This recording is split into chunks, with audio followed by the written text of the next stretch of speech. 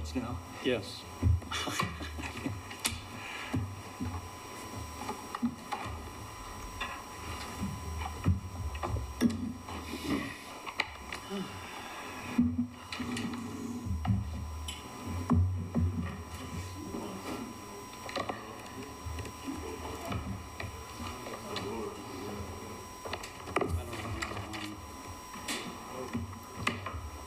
We get a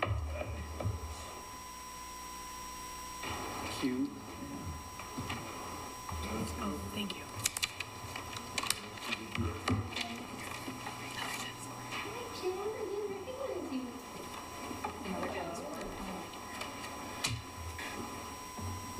Tennis courts.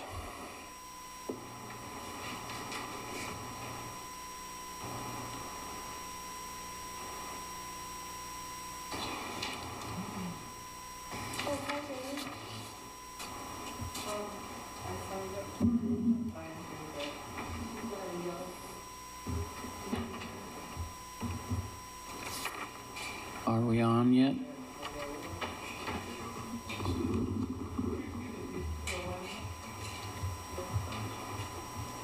Check with her. I think we're on. Knock on the door.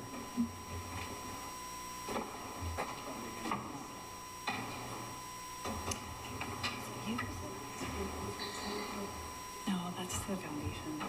Sweet. Oh, to the.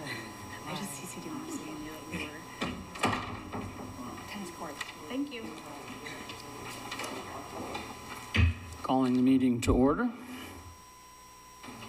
Thank you and welcome for attending the Ashland Parks and Recreation March 13th regular business meeting. We have just finished an executive session was held to deliberate with persons designated by the governing body to negotiate personnel matters. No action was taken. We have no minutes to approve. It's been a whole week since we met. No additions or deletions to the agenda and nothing for the general public forum. We do have 3 folks that want to speak before the tennis court item. And there's no consent agenda tonight, so we're all the way to the director's report. That came quick. Sorry.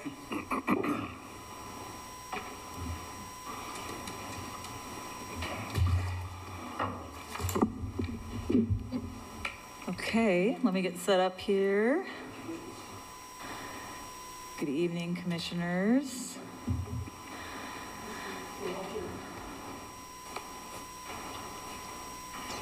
Okay, so many exciting things. I will attempt to keep this fairly brief, but this is the interim director's report. A few citywide efforts going on that you should be aware of. I think about last week, the city and APRC kicked off a facility condition assessment, which will have consultants going through every restroom, every facility for the city, but also for parks, and providing us in-depth detail on the condition of those facilities. They'll also be looking at future needs for parks facilities and bringing a sort of future plan for facilities. And I'm not sure what the timeline is for that. This effort just started, but we'll be working very closely. Park Superintendent Kevin Caldwell is actually working hand in hand with Public Works, and he's managing the parks aspect since we do have so many facilities that are gonna be going through this assessment. So, and I'll mention this again in a moment in relation to another item. The diversity, equity, and inclusion assessment that was conducted a few months ago is complete, and we should be expecting that final report at the end of the month. And hopefully you all received the invitation. April 1st will be a joint session between Parks Commissioners and City Council to receive the results of that DEI assessment. Hope you can join us. In hiring news, I'll start with the Office Assistant 2 position for Recreation and Admin. That position was posted for the last 3 weeks and has just closed, and staff is reviewing applications right now, hope to interview in the coming weeks. And very, very excited to announce that we have offered the senior administrative analyst position to our first choice, and he accepted, and he's sitting right behind me, Brandon Terry. Will be starting not this coming Monday, but next Monday, and we are just absolutely thrilled to have him, and I'll force him to introduce himself next month. In other news, time for celebration. The Parks, Trails, and Open Space map, after years, but certainly 6 months of commission, Parks Commission, Planning Commission, City Council process, has been unanimously approved by City Council and will be adopted into the Ashland Comprehensive Plan, so that is fabulous. Oh, that's not showing the way it should. Sorry. Let me try that again. Okay, perfect. An update on recreational immunity. For those of you that are saying, what is recreational immunity? It is a state law that protects public and private landowners from lawsuits if someone is injured while using their property for recreation. So it's existed on the state books for a long time and been kind of the primary liability protections for parks if anyone were to be injured on their lands. And in 2019, there was a challenge to that recreational immunity law where an individual was injured on a bridge, an improved trail that led to a beach area. And that individual claimed that they were not recreating. They were using that bridge for access to the beach or to get from one place to another. And this claim, the claim was upheld and created big concern throughout the state, to the point where you see the sign is no access until further notice. Insurance companies were recommending that cities consider closing trails, and a big effort has been underway in the state legislature. Great news, a bill that is temporary but will really serve as a Band-Aid for this risk concern. Senate Bill 1576 passed the House just last week, and all it does is add to the definition of recreation. And it has some other things, but the primary purpose is it includes walking, running, and bicycling. If you're engaging in those activities on land and on somebody's private land or on parks land, you are recreating. The bill itself expires in 2026. And the idea for that is to give the legislature time to come up with a more long-term solution.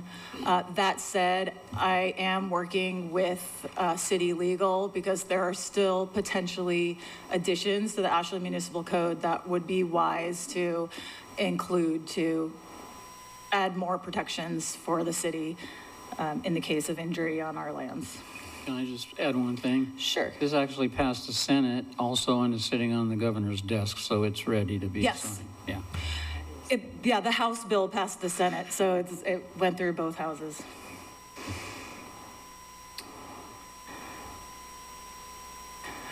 Okay, the ice rink is closed. If you've driven by, you've probably seen the cover coming down and all of it, everything being packed up. Recreation Manager Lonnie Flora was kind enough to provide me with some preliminary numbers and just some interesting trends to point out here. You can see that our revenue has declined in the last 2 seasons. For this season, one issue that we had was warm weather and many days that we had to not run the rink. Another important key point here is that If you look at the costs that we have of running the rink, you may or may not be aware that Parks has moved to using, or the city has moved to using a temp service that is required for our pool employees and for our ice rink employees. That temp service has both pluses and minuses, the minus being that it's roughly 40% more expensive than what we budgeted for and what it would cost if we were doing it internally. So you can see that our temp staff expense has increased substantially for running the rink. I've asked Rec Manager Lonnie Flora to do kind of a deep dive into the rink, and he's going to be working with admin staff to come up with a condition report for the chiller, the cover, and some recommendations going into the future. This will be happening over the next few months, but my hope is that Recreation Manager Flora can come and really have a good conversation about the future of the rink and where we want to go with that. So coming soon to a meeting near you. The play guide is out, and it's advertising summer, which just makes me smile because summer seems to be coming right around the corner. It will be mailed out to homes by the end of March, and the theme is Park Events Are for Everyone, and boy, do we have a lot of events going on. We heard that the public wants to see parks buzzing and dancing and doing all those things, and we're going to try to provide that. So couple key events coming up. We've got the Rogue Valley Bike Swap, always a favorite, coming up April 27th. And we'll tell you more about that on the April meeting. Beloved Bird Day, May 11th. Rogue World Music Festival, also a beloved event that's in its third year or fourth. Oh, it's in like... It's not even close. Like 8 years. 8 years. Yeah. A few years for COVID. But. Wow, okay. Maybe that's when I started counting. And as you've heard from the last meeting, we have exciting Ashland Folk Collective concert series. The first date is out. Mark your calendars, June 17th at the Bandshell. And the next date is still in flux as they're looking for the perfect band for that July date. Senior Services has some wonderful new classes that they're offering. Across the board, Senior Services classes are full with waiting lists. They are incredibly highly attended and very high demand. Senior Services Superintendent Natalie Metler and Coordinator Shannon Holt have been doing an amazing job. These new classes, Healthy Brain and Aging, as well as Write Your Memoir, are new and doing very well. Additionally, Senior Services Superintendent, which is always hard to say, those three, Metler, she was voted in as a member of the Ashland Community Food Bank Board. So she'll be representing and advocating for the nutritional needs of our seniors in that role. And, oh, an update on conversation clusters. Not to my... This is probably surprised no one, but the chairs, the stackable chairs in front of Lithia Park. So conversation clusters, we had 2 bench arrangements in Glenview Park and, Glenwood Park, and the other one is in Garfield, right? Garfield, and stackable chairs in the front of Lithia Park. The stackable chairs are no more. They were not working out. We were finding them in the creek. Some of them were damaged, and it was decided that we were going to remove those. And this was always known to be sort of the most experimental of the conversation clusters projects. And I think they lasted for a decent amount of time, but the decision was made to remove those. So bring your own chair if you want to sit on the front of Lithia. Okay, update on the Daniel Meyer Pool. So 2 months ago, commissioners asked us staff to go back and look at in a scope expansion to look at a potential seasonal or permanent cover for the pool. We went back to the consultants, Robertson Sherwood. We had a really good meeting with them. We've been working with them since 2020. And they came up with the five steps in the blue square on the right. So we're working together on a new or extended contract of the contract we have, which the goals would be to work with APRC to decide energy sources and the pool type. So those have sort of been on the table for a while. Finalize those two decisions. Secondly, to prepare a conceptual design for a possible cover. So that would be a feasibility and conceptual investigation that they would do. The third one is an interesting one. Look at potential additional upgrades needed for the bathhouse. And since we happen to have a facility condition assessment going on, we're going to ask that the pool be one of the sooner facilities assessed, and we can make a decision, because there's been some discussion as to whether it's important to tear down and replace the bathhouse, or whether it's structurally sound and we should renovate and keep the existing bathhouse. So that's number 3. Number 4, update all cost estimates, which was requested by the commissioners, and a supplemental schematic design to summarize all those things. So we are working on our contract with them has actually been expired, so we're working on either renewing or potentially starting a new contract to get those underway. And when Brandon Terry comes online, it will be much easier, because since he will be working on contracts. So I hope you're taking notes. Update for East Main Park. We are working diligently to finish some of the behind-the-scenes work that needs to be done to secure the land in order to start building. So a plot line adjustment with Jackson County has been underway for quite a while, and we are this close to finishing that plot line adjustment. And we've already had a conditional acceptance from Jackson County. We're waiting on the deed from the surveyor and the legal description, and that has been delivered. And we are hoping to close in the coming week here. Once that plot line adjustment is done, it will basically separate that yellow dashed line, that's that additional 1 acre, from the homeowner's property to the north. And that will allow us to close on that property. So we haven't, that lot line adjustment was conditional upon the purchase of the land, so we'll close on that. And then staff and consultants are poised to apply for an annexation into the city of Ashland with the planning department. So that is the next step with that. And you'll be hearing later about a grant opportunity that staff is working on to line it up so that we can start building.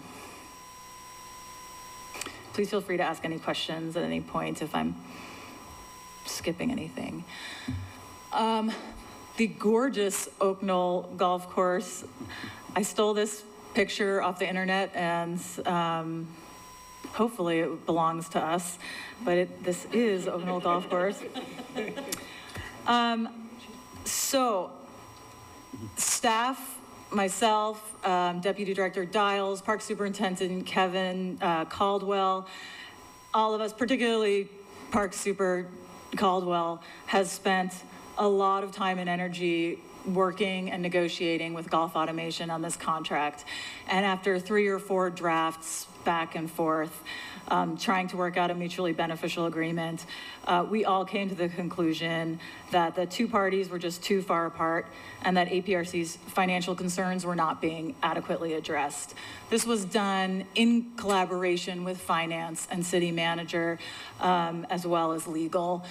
And it's disappointing, but we, and most of us are sort of new staff, we're really excited to work with the commissioners and try to find another way forward. So we're actively exploring options and have some interesting ideas, and we'll look forward to working with the commissioners on that.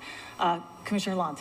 Yes, just for the record, I think that first bullet point should be slightly modified to say, negotiations for golf course contract terminated, because there was no contract. That says contract terminated. Thank you. That's a excellent observation. That is misleading. The negotiations were terminated. That's much more accurate. In positive news on the golf course, Parks is working closely with Public Works. They're installing a large flow water meter and a new connection to the irrigation system at the golf course. In the past, when potable water was the only option for sort of spot treating critical areas for the golf course, we would actually have to fill the retention pond with potable water to use and then to irrigate the course. Obviously, that's going to result in seepage, evaporation, all sorts of water lost. So the improvement that is being done is that we now have the ability to bypass that retention pond and we have accurate meter reading to control when we are forced to use potable water just on those tees and greens on that spot areas, and we can closely monitor how much we're using and we're not losing all that evaporation and seepage from the pond. So that's a great improvement. And finally, there was a fabulous trail work day on Mimsy just last Sunday, and our open space and forestry supervisor, Jason Minica, was kind enough to work with the Rogue Valley Mountain Bike Association to get them access to a soil compactor, which one of our park staff, Joe Skates, was excited to get out and work with the crew. And they did some fabulous work where you can see the results on the top right there. You got some really nice dirt to ride on for a nice berm. And it was a wonderful opportunity for our staff to get to work with the community partners, and a great day was had by all. And I think that's the end of my director's report. Any questions? I just had two brief questions. So the first was, I was just curious, I'm sorry, I didn't interrupt during, when you were talking about the ice rink, and you gave us numbers, but I don't remember the budget well enough to know how revenue and expenses compared to budgeted. Interestingly enough, I'll be doing a financial update in a moment, and I can address that in terms of revenue, what revenue we're bringing in. Is that what you're asking specifically about revenue, or? I'm just curious how the annual expense of the ice rink compared to what we had budgeted for it. Oh, the expense versus the revenue. Is that net, if I'm remembering your numbers right, there was a net expense there of somewhere around $50,000.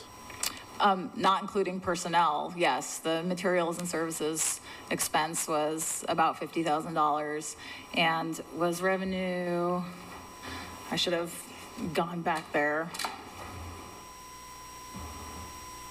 And I think Recreation Manager Flora might know this information at the tip of his mind too, if he...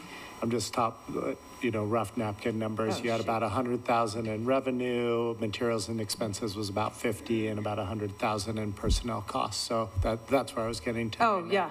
Net expense of $50,000. Yes. And how that compares to budgeted.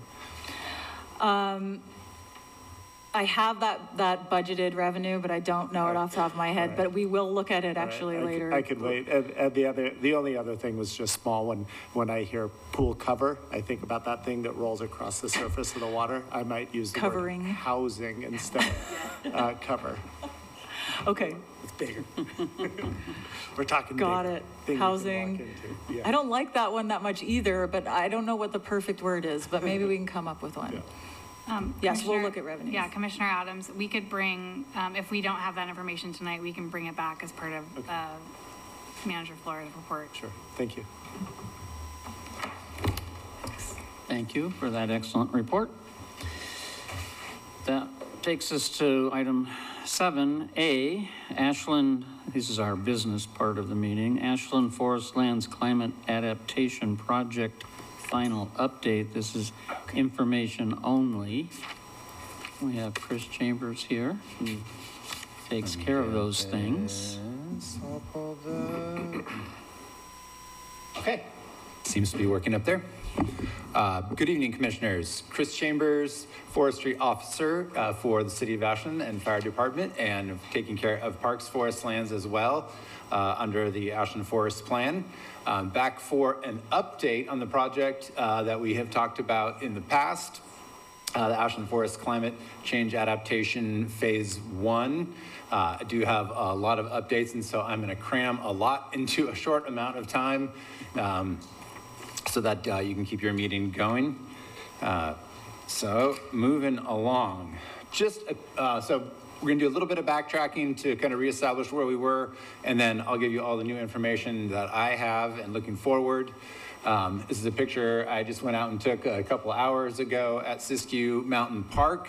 Siskiyou Mountain Park is pretty much the topic of conversation, though I will also address recreation in general as pertains to this project, because that's certainly under your purview as well.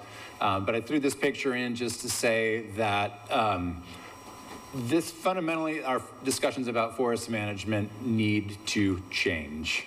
The conditions of our forests, in large part due to climate change, bringing on drought, bark beetles, and more severe fires. Of course, we've seen the smoke, and we have seen the fires, not directly in our backyard yet, thankfully, and hopefully we keep it that way for a while. But this field is changing so fast. Our conversations as citizens and the public are not keeping up with the rate of change that is actually happening in our forest. And this is just one example that's happening over hundreds of acres where our forests are actually going away. It's, me as a forester, ecologist, it's scary and it's shocking. And I don't get up in the morning relishing the opportunity to be working on a helicopter logging project, but it is nonetheless a necessity if we are concerned about the safety of our community and the long-term sustainability of having forests, period. Places in our Western United States are losing forests that are gone for our lifetimes and our kids' lifetimes, their kids' lifetimes. We do not want to end up there. And so that is where I come from in this conversation, understanding the science and the projections of what's going on. And I'm hoping that we can all kind of move to that place, and it's painful, and but it is also really truthful. And so as I'm going through that, I just wanted to start with that. Here's a quote from a scientist who's part of a lot of different publications in a place in Arizona where they have seen that forest loss, or what's called type conversion, already happening. And indeed, just underscoring the urgency that we need to act in order to preserve our forests. One of those indicators, data, really helpful thing. This comes from the Forest Service Research Station out of Medford. Well, it's actually over in Central Point, but anyway, they've been doing what they call aerial detection surveys for many decades. This goes back to, I can't even see the year, 1940s. Every year they assess the activity of insects, how many trees are dying across the entire region of Southwest Oregon. You can see there were some years, before current time when, there was some blips, a lot of trees died, there were droughts. The second one was when Mount Ashland almost closed and got sold off due to lack of snow, and then the community saved it. But you can see how far in current time, over to the far right, how far we are outside of what was the norm up until the last less than a decade, where we've had severe drought, temperatures exposing trees that they have never experienced before, bringing on this outbreak of bark beetles. So just to further the conversation, to say this isn't the same thing that we've been talking about in the past. This is something a lot more severe and something that deserves quick action. The reminder that also impacting recreation, mapping out where the dead trees are from our drone-based survey over the summer. Well over 300 trees are potentially going to impact trails. At some point they will fall, branches will fall, trees will fall on the trails. This just in Siskiyou Mountain Park. Same story on the other side in the Ashland watershed where there are even more trails. Looking to the future, this is a projection using something called climatic water deficit to help predict whether or not a particular species, Douglas fir, is going to survive. This model is, like all models, it suggests a trend. It is not site specific, but take it with a grain of salt. But by 2055, they're looking at the vast majority of Siskiyou Mountain Park, which is primarily dominated by Douglas fir, of only having a tiny, tiny piece of that being suitable for that species, just 30 years from now. So things are changing fast, and they're going to continue to change. So this mode of response, and I hope that we can be proactive as possible in our management and our planning. But when we need to respond, we need to be able to move quickly, help others adjust our perceptions, get updated on what's happening in the latest science, and that's why we're here. So looking ahead, there's more changes in store. In part, we have inherited forests that are really susceptible to climate change, very dense forests. The products of industrial logging, as Siskiyou Mountain Park was owned by industrial logging companies up until City and Parks bought it in 1991.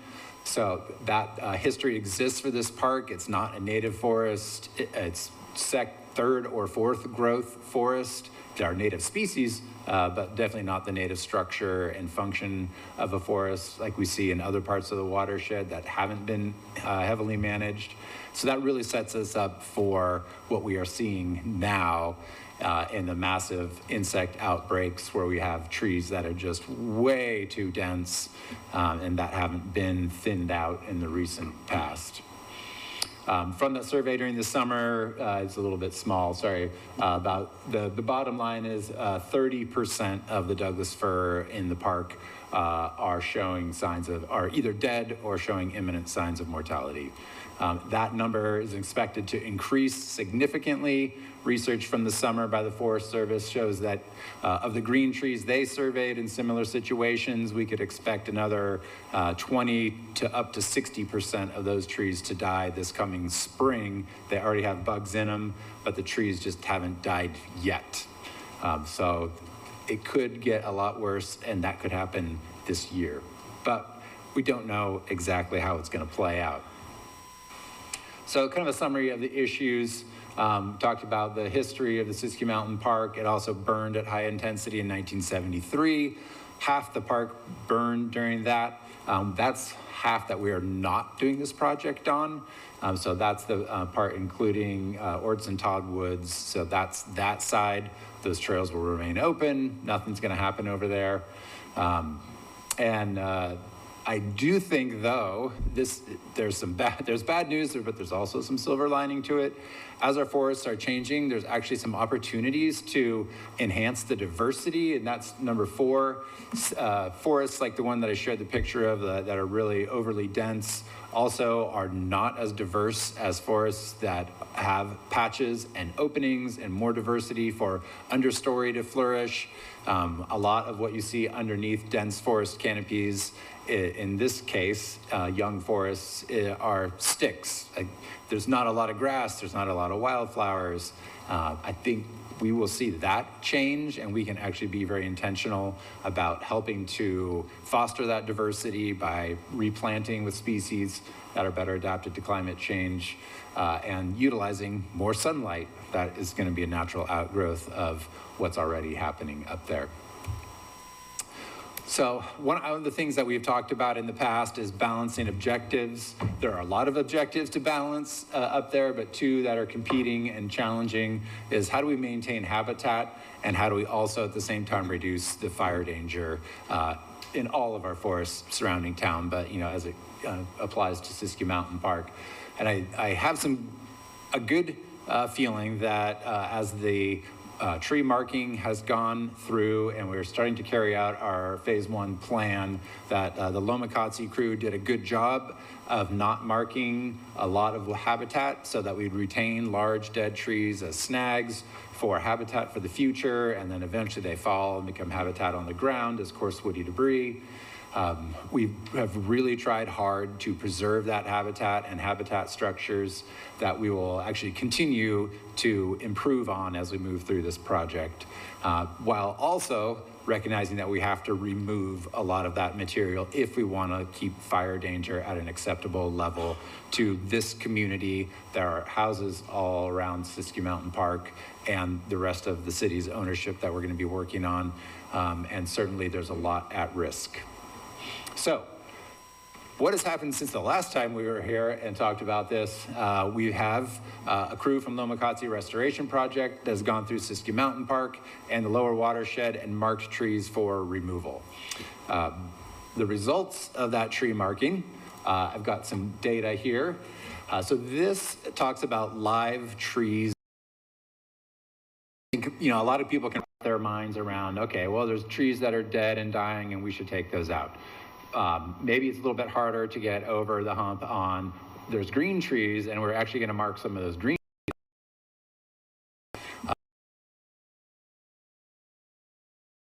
really well right now, in that they haven't died. We have some analysis on those, and still they're under a lot of growing well. They're not putting in energy and resources.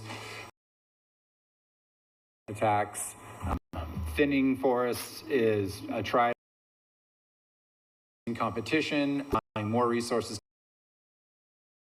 leaving behind. A process called thin from below, where we're thinning the smallest trees and leaving the this graph of what was marked on the left-hand side are the smaller diameters, starting at 8-inch, 10-inch. Majority of the trees that are alive to be thinned are in those size classes. So 8, 12-inch. The small trees are targeted. We're not targeting large trees. There are a few that are marked. Some of those are trees that are showing signs of insect infestation right now. But by and large, we're leaving all the bigger trees behind. The average tree diameter marked out there is 10.5 inches. That is really small, just from the forestry side. Smaller than the work that we've done in the Forest Resiliency Project. On the dead side, they're a little bit larger, but by and large still marking the smaller trees, what is constituting the vast majority of the fire hazard, and those are going to be a similar scene, but marking a few bigger trees. The larger trees predominantly on the dead side, within falling distance of the trail. The crews were instructed those that we will have to take out, whether it's next year or in the coming 5 or 10 years. Those are also targeted. So to answer the question, and this came actually, one question came from a city councilor along these lines. Okay, so we see what all these trees are that are marked, but what's left behind? Are we actually leaving any trees back? What's the forest going to look like out there? So just to understand one concept in forestry, basal area.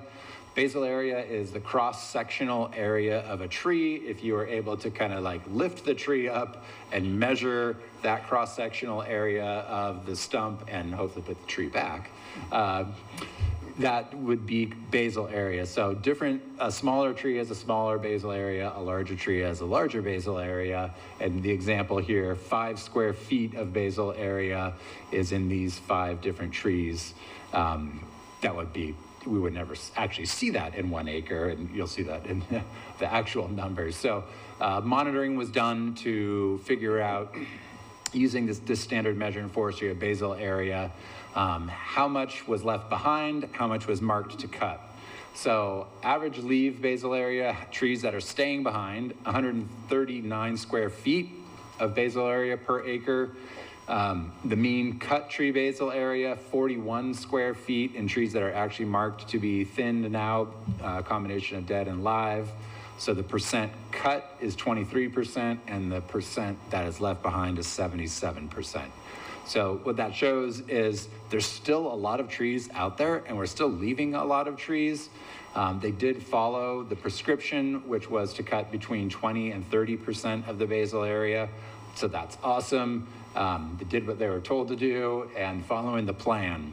But also to say that there's still a lot that's being left out there. And in fact, by most forestry measures, we're leaving too much behind.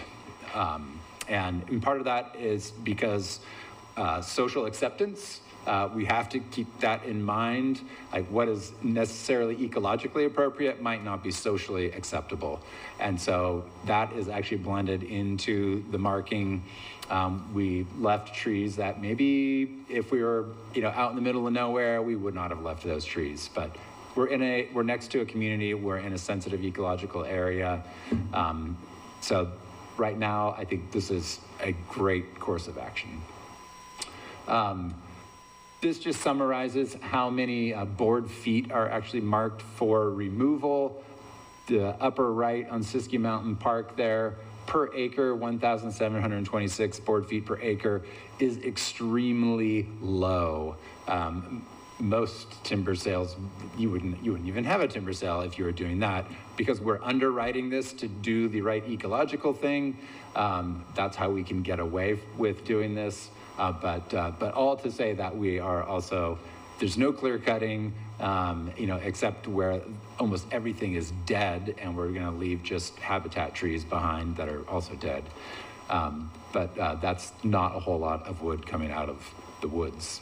We're leaving the wood in the woods. So one of the things also to point out is for helicopter logging, we have to have a place to drop the logs, and it has to be close by. That is going to be at the very bottom of the park. There is an access out the bottom of Siskiyou Mountain Park through the neighborhood. This is all easements that have been granted to parks in the city long ago when the park was established. Still in place. We can use this road legally. We'll use this log landing, which is about 0.8 acres, so it's less than an acre. I do have a picture of where it will be. Unfortunately, these trees will be cut. The logs will be dropped there, put onto log trucks, and sent out that driveway down to Pinecrest Terrace, Walker Street, and Siskiyou Boulevard out to a mill. The neighbor who lives next to the landing is not excited about this, understandably, but is begrudgingly accepting that it has to happen. So what about wildlife? The Southern Oregon Land Conservancy was nice enough to find this publication from the Oregon Fish and Wildlife Division and pass it on to me just yesterday. Pacific fisher is certainly a species of concern for Siskiyou Mountain Park. Fisher that were collared years ago spent a lot of time in Siskiyou Mountain Park on adjacent private lands, basically all over the lower watershed, including actually down into the city. So they deserve some special attention. We are unfortunately going to overlap with their denning season. There are no more collars on fisher out there. We don't know if they're denning. We don't know where they are, really anywhere. There are some best practices that we can follow. Yes, we could interrupt some denning, but not knowing where those are, it's impossible to avoid that interruption if it was going to happen. In one of the pages of this publication, there are a list of recommendations on maintaining habitat structures for fisher that are really appropriate. And I'm happy to say that we're already doing the vast majority of these, and we can enhance some of it, especially on the cleanup phase. We can leave piles of wood behind for fisher den structures, put them in places where fishers will actually use them. That's important. Leaving behind oak and madrone, especially older oak and madrone that has cavities in it where fishers tend to den in this area. We don't have any intention to cut any of those trees anyway, so we are leaving some of the best habitat. And actually, the Forest Service biologist said if you can open up sunlight around those structures, it seems to be helpful to fisher in helping them choose warmer den sites. So climate change is already opening up a lot of forests around these trees for us. And we will do that as we remove trees around those that are primarily dead trees, and also leaving habitat trees behind as well. So just a couple of comments on habitat. Yes, we will have short-term impacts, and those are unavoidable, but maintaining the long-term condition is definitely the most important thing. Severe fire is causing significant habitat loss for many types of species. There's a lot about that in the literature. That long-term perspective is really important in retaining habitat conditions in our forests. Avoiding severe fire is the most important thing that has been communicated to me over and over from a lot of different people and reading through a lot of research. It's unfortunate that we have to make this project happen right now, but it is the only window of operation that we have in order to get a contractor here, accomplish the project, and move on. So we are going to try to minimize that impact as much as we can, but there is impact. So next steps. As of yesterday, and a pending city council approval next week of the contract with the helicopter company, the tree cutting could start as early as March 26th, and helicopter operations by mid-April. So once cutting starts in an area, that area has to close. Off limits, like no trespassing. Really dangerous for people to be in those places. Trees are falling, especially when the helicopter is working. Trees can slip out from the load and crash to the ground. So it's not just like a nice stay away. This is like hard closure. You have to stay out of these areas for safety. Work will happen 7 days a week. I had a conversation with a contractor this morning, approximately 7 a.m., because we're not going to let them start earlier than that, to 6 p.m. per day. So get in, get this thing done, and then we can get to the business of making sure everything gets safely reopened. Right now, we're trying to minimize trail closure time on the busiest trails, which are like BTI, Jabberwocky, Bandersnatch area, because that gets the vast amount of traffic in the trail system. We want to keep those closures to the shortest that we possibly can, and I'll work out an operations plan to make sure that we do that. And Siskiyou Mountain Park itself is projected to take about a 1 week of active helicopter yarding and 40 to 50 log truck loads that would leave from that landing area I described out the bottom of the park. So the trails there in Siskiyou Mountain Park may be closed longer than some of the others.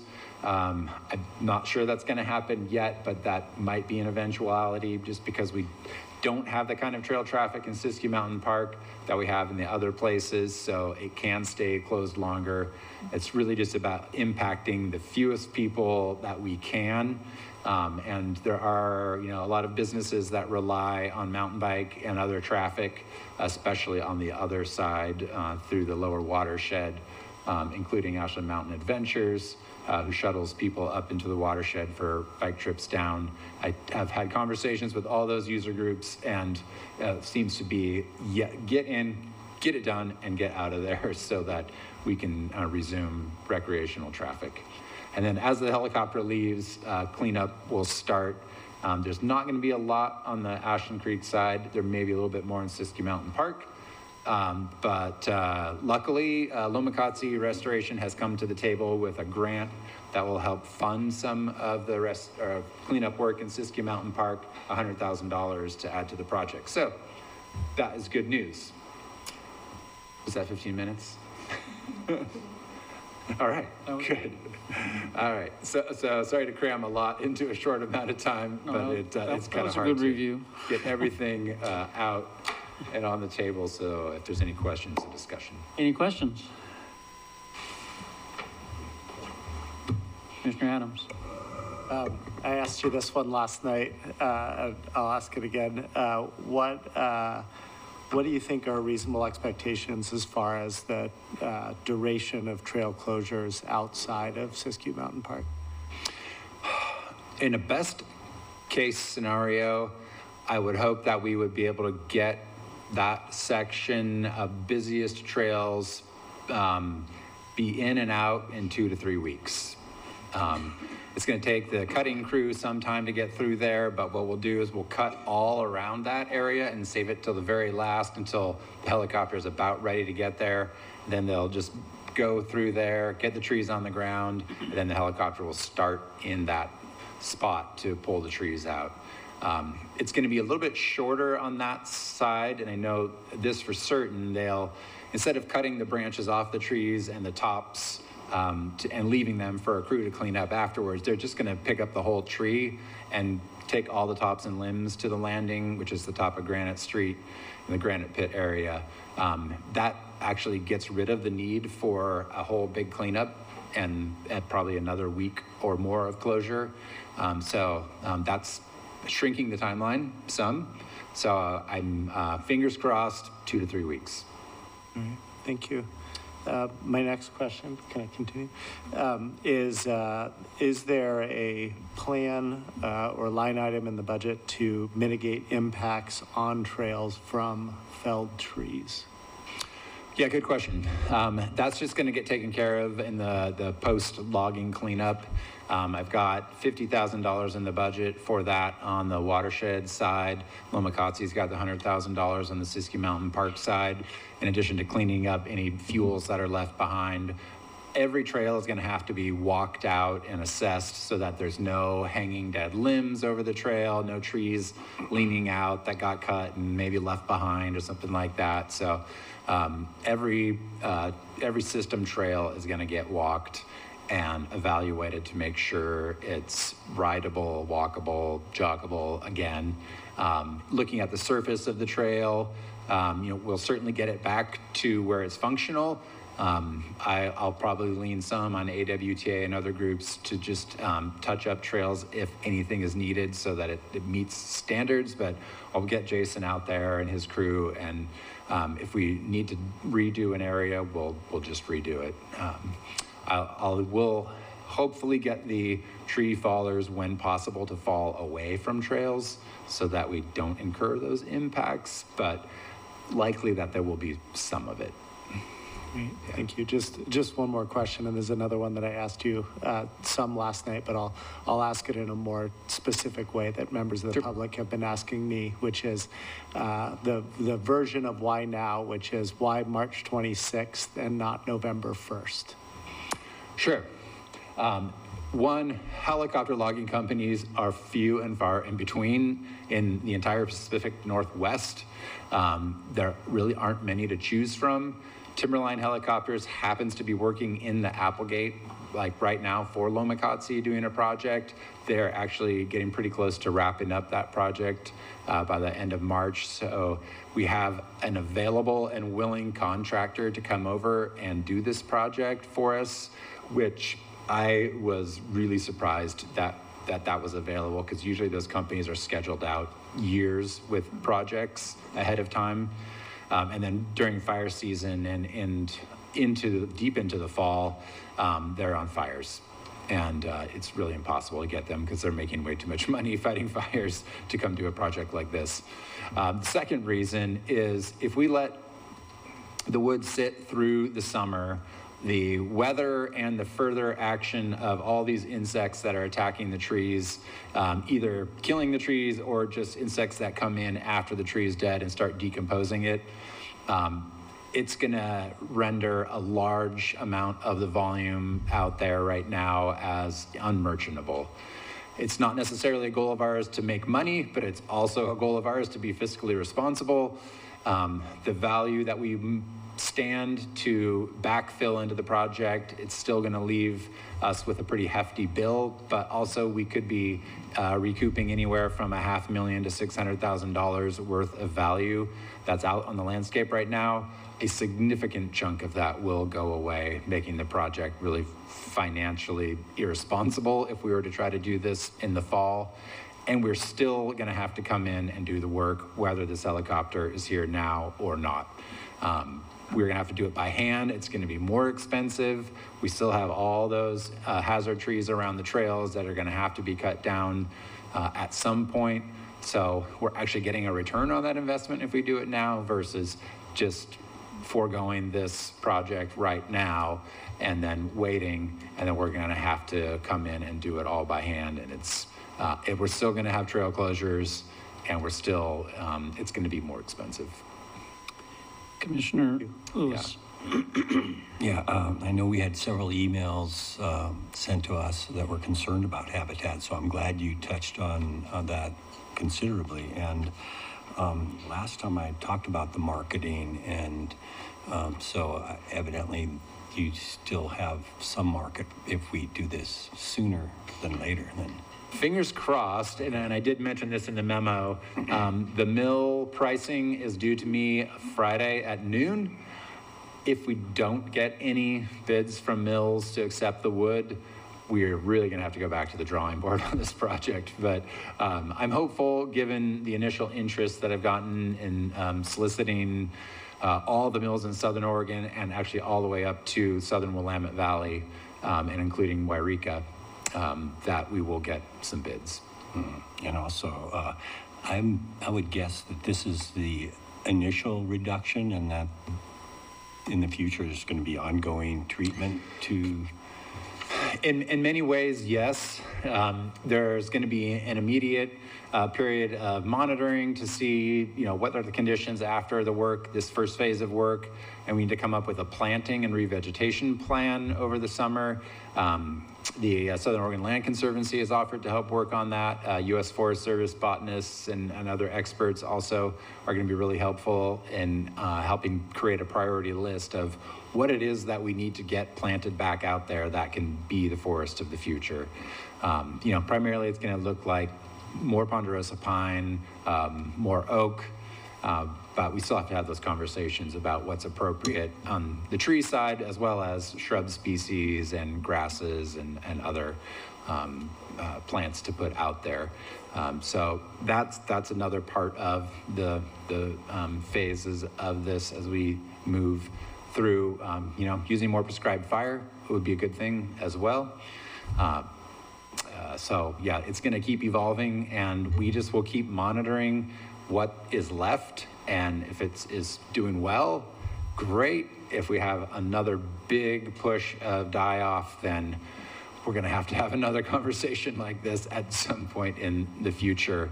And I think that's pretty much a guarantee, but I hope it's not any time within the next 5 years at least.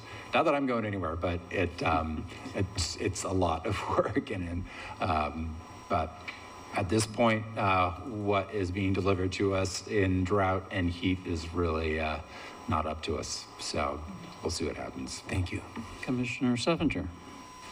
Yeah, you've already addressed one question. We've had some people that were concerned about nesting, and it is occurring in the spring, but you're saying that's the only time that it's reasonable to do this, and that's what that decision was based on. Yeah, we're really in a rock and a hard spot. If, ideally we would not do this project right now, but we're just forced into a corner right now. And certainly the other part of the why now is getting this done before fire season. We're at a peak in the fire danger. When you have a mass die-off like this, there's a peak as trees turn brown and they still have needles on them, which we're at right now, and we will be into the summer. And then that kind of dies off once the trees start to crumble, and then it goes down, and then it goes back up again as the trees fall onto the ground and start to become more readily available fuel. We're hoping to avoid that lower peak in fire danger, and we can lessen this peak that's happening right now going into this summer. And that was certainly a huge concern from the community in the council's budgeting and input process. Wildfire safety was the top factor that people wanted the city to pay attention to for the entire budget biennium. So I think we are actually, addressing a lot of concerns out there that maybe aren't as vocally expressed. The nesting Part of it is difficult to avoid. We can avoid specific trees that have nests in them. So if we're falling a tree, I keep it away from other trees that might be nest trees. Once the helicopter starts working, that interruption is kind of unavoidable, regrettably. In terms of planning for diversity, are you going to start that sooner than later? And are you looking at trees that don't take as much water from the ground? Like madrones take a lot of water, so. Right. Keeping a control on the density of trees is one way to do that. So using prescribed fire, using continued light entries via chainsaw, light thinning, where we don't have to have helicopters coming in. But that's kind of what we've been doing in Siskiyou Mountain Park for the last couple of decades. We really will keep up on that going into the future, but the planting part of it, looking primarily at pine and wide spacing, so we don't have really tight trees, not overplanting, there's actually some really new and interesting research in how they're, in the nursery, how they're growing pine seedlings for drought-stricken areas like ours. Actually subjecting pine seedlings to drought while they're in the nursery, rather than just letting them grow, with a lot of water resources. They're finding that it actually makes the trees a lot more adapted to drought. So, those are the kinds of things that we'll be thinking about and trying to get the right plants and the right species and the right conditions to be planted out here, so that we have the best sense of optimism for how that they're going to survive into the future. Thank you. Yeah. Commissioner Lott? Yes, could you, you sent a memo yesterday, I believe, or the day before, and point number 2 said, field trips with APRC staff and Southern Oregon Land Conservancy staff were held to get feedback. No significant changes were made. What does that mean? Just in like what was proposed to be marked, we had gone out and done sample marking with flagging, white flagging. And then when we went out and looked at it, we didn't make any substantial changes to the plan to cut more or less than what was already being proposed. So that's the no substantial changes part. Okay, so did you get feedback from staff or Southern Oregon Land Conservancy regarding their concerns or wildlife concerns? Yes, especially Southern Oregon Land Conservancy. They sent that publication that I referred to on the fisher population, and still Christy is going to send me some more information. And so all of that's being integrated into the project. A lot of it was already there. With the seasonal impact part of it, we aren't going to be able to change. But some of the habitat structure, certainly from the get-go, it's been how do we prioritize leaving good habitat behind in snags, not cutting all the dead trees down, trying to strike that balance that I talked about. And as we go, more than happy to take input and where it makes sense and we're not sacrificing other goals. It's pretty easy to take that and make it part of the project. So follow-up, has Southern Oregon Land Conservancy given you written approval for this plan? I don't, as far as I know, there's approval. I don't know what it's supposed to look like. This MOU is really old and really does need to be updated, another project altogether. I don't know that it requires written approval from the Southern Oregon Land Conservancy, but so far as I know, they haven't said no. Well, I'm not talking about any MOU. I'm talking about the conservation easement. I'm sorry, yeah, conservation easement, that's what I meant. The conservation does require that they approve a plan. And I don't think you could, any way to show that it's been approved unless it's been done in writing. So I believe you need to have that in hand before you start this project. Okay, I'll make sure that we talk about that and get that done. And this is just one of those cases where the ecological, at least some of the ecological wildlife issues are taking a back seat to the human needs, and I find that regrettable. Indeed it is.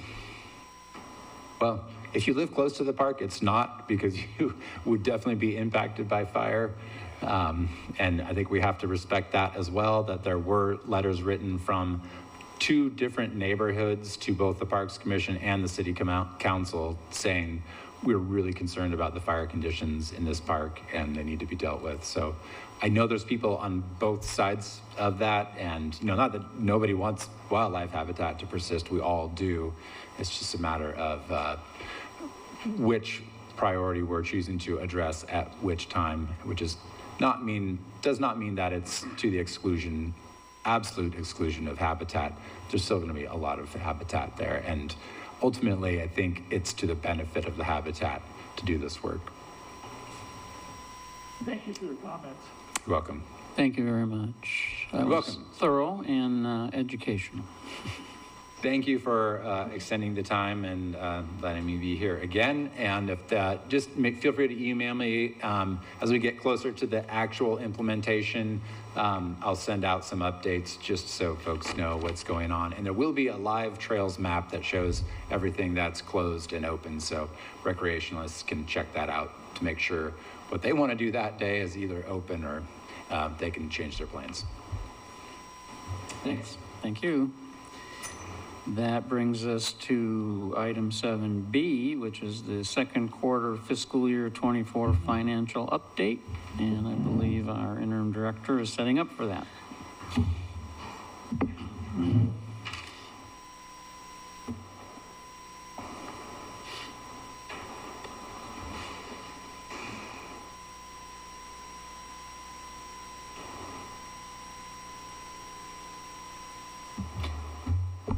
Me again.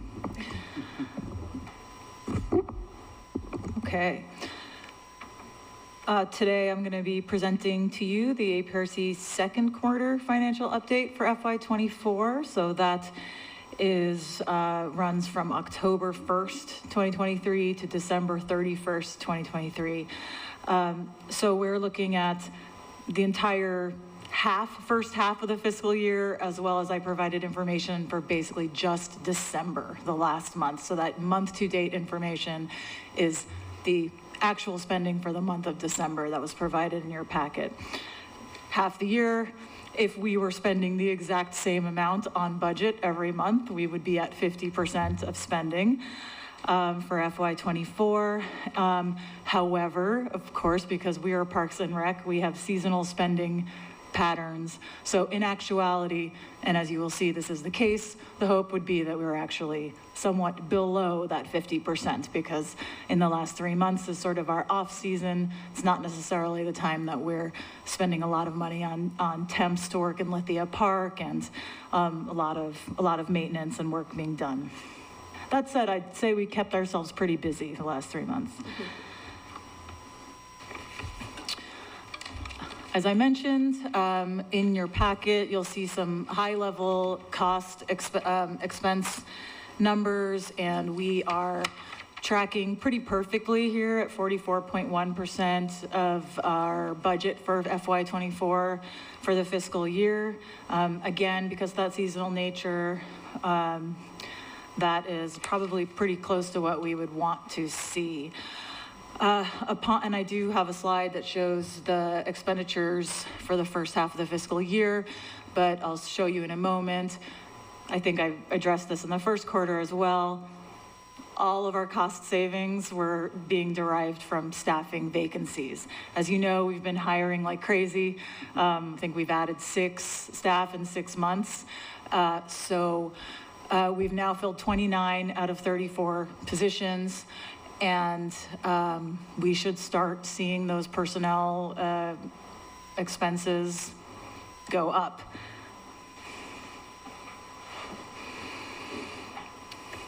Now, when you look at the high-level spending, you'll also see that in a couple areas, at least materials and services, M&S, are actually a bit high, and that is because our operations budget for materials and services is,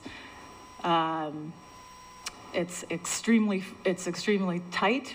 And so we have some areas that are underfunded or that appear to be underfunded. I've mentioned this in the last first quarter update as well. We have experienced this last 6 months some costly vandalism and theft incidents, repairs, replacements to vehicles, facilities that were unbudgeted. Seed and fertilizer costs have skyrocketed, and we're challenged in that area. Professional services, this is the change in the temp hiring that has caused an increase in budgeting for professional services. So any of our temps through Express, and you can, if you go into the detail, you can see really where those are hitting us. Yes, Chair Bachman. A couple questions about that item. First, or clarifying questions. First, I saw the 40% more for hiring the temps versus hiring internally, but we can't keep them busy, or we have open positions we need to use temps with. So I'm wondering, first of all, if we under budgeted because we didn't know we were going to pay the extra 40, or we didn't take that into account, and I know this is before your time, that was a budgeting problem, it's not a spending problem. The decision to use Express happened after the biennial Right. budget was made. So, you know, we'll fix that in the next budget. Correct. So, yeah. So that's not in my mind, that's not a real problem, other than we have to be sure we don't go over the budget in total. The Yes. other piece is, as you fill positions, are we going to have fewer temps, or are these the kind of temps that come in to do the ice rink or the pool or that sort of thing? So a couple things. When we hire the OA2 position that we're hiring right now, we will be eliminating 2 part-time temps that are working. But I want to make sure that we've had conversations with city manager and HR, and all of our temps other than rink and pool will now be moving from Express to internal. So there'll be some cost savings there on our seasonal parks workers. But the decision from HR was we're usually hiring young people for the rink and the pool. Sometimes it's very short. The decision was that HR wanted to stick with Express for that. So we'll budget for that in the future, but it does mean an added expense for those 2 facilities. But the key for us in budgeting is that we know which positions they want to use which staffing model for, and that comes from Yeah. human resources and finance. And I think we have that information now. Thank you. Continuing on the lines of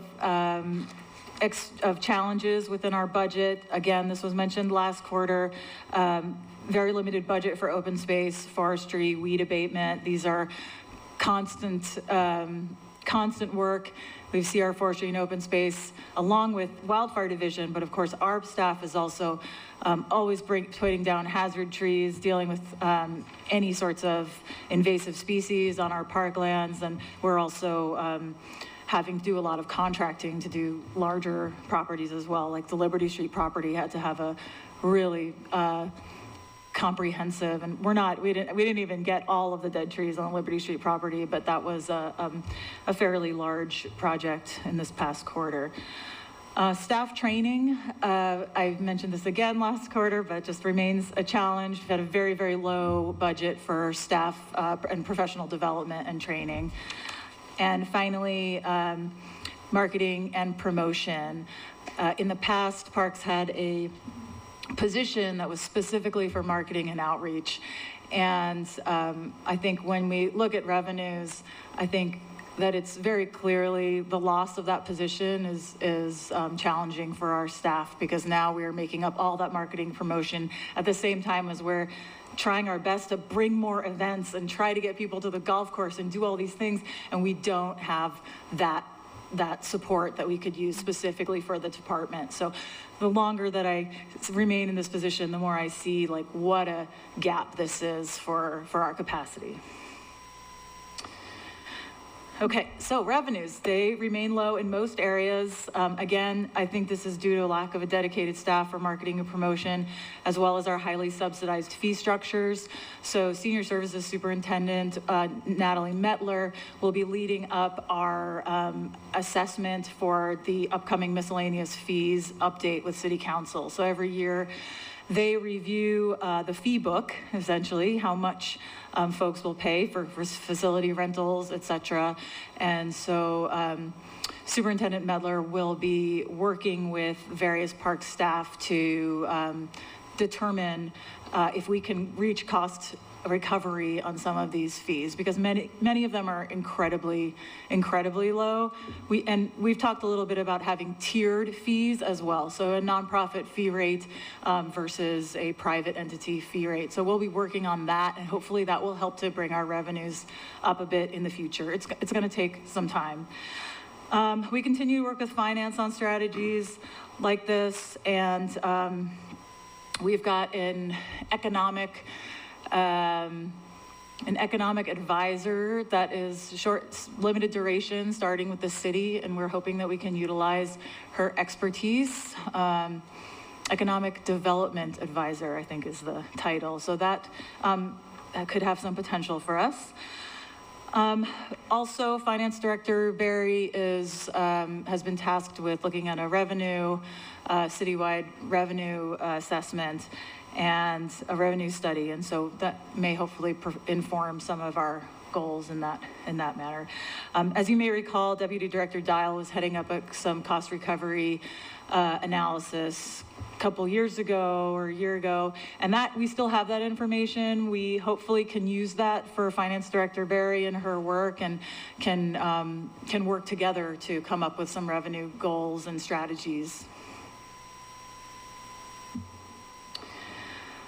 Don't normally address the CIP in this finance, but just a very quick snapshot here. The capital improvement program. Not a ton going on in CIP expenditures yet, but we have big plans. As of December 31st, we had about 3.6 million in our capital improvement program in our fund, and we spent about 730K to date. That was mostly on real estate, property acquisitions, as well as I sort of looked through. Daniel Meyer Pool liner replacement was a CIP expenditure. The system-wide irrigation improvements I talked about last month were CIP expenditure, as well as these steps within East Main Park planning. So as some of these large capital improvement projects start to come online, we start getting these contracts renewed, we're going to expect to see that CIP spending starting to increase. Oh, I went the wrong way. Here's an eye chart for you. Anyone over the age of 30, sorry. This is in your packet, so hopefully you can look at this. I'm happy to answer any questions. What's just very clear here is that percent expended is quite low for personnel in many areas, and materials and services is generally beyond what we would want to see at this time of year, and that just kind of shows the tightness of our materials and services budget.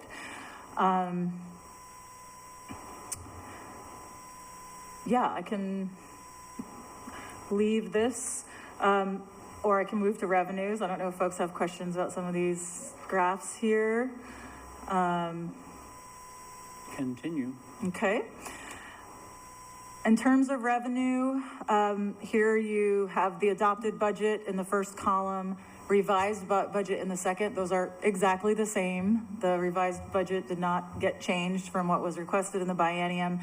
But you can look at the year-to-date revenue and see that even the goals that were set for budget are not being met in several categories, but in some, we have some great successes. For example, senior programs has already smashed the ceiling of their revenue goals and continue to be developing and having great success with their programming.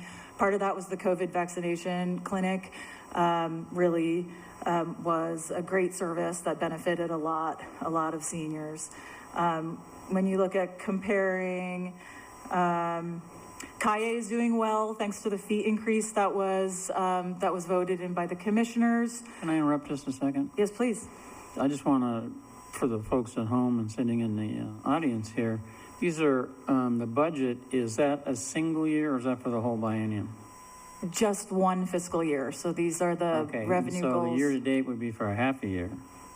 Correct. So we'd expect that number to be about a half of the, okay. Well, except for pool and rink, obviously, are seasonal. Seasonal but- issues, sure, but it appears low, and Yep. you started with that. I just want to be sure people understand we still have a half a year to go here. Correct, we do.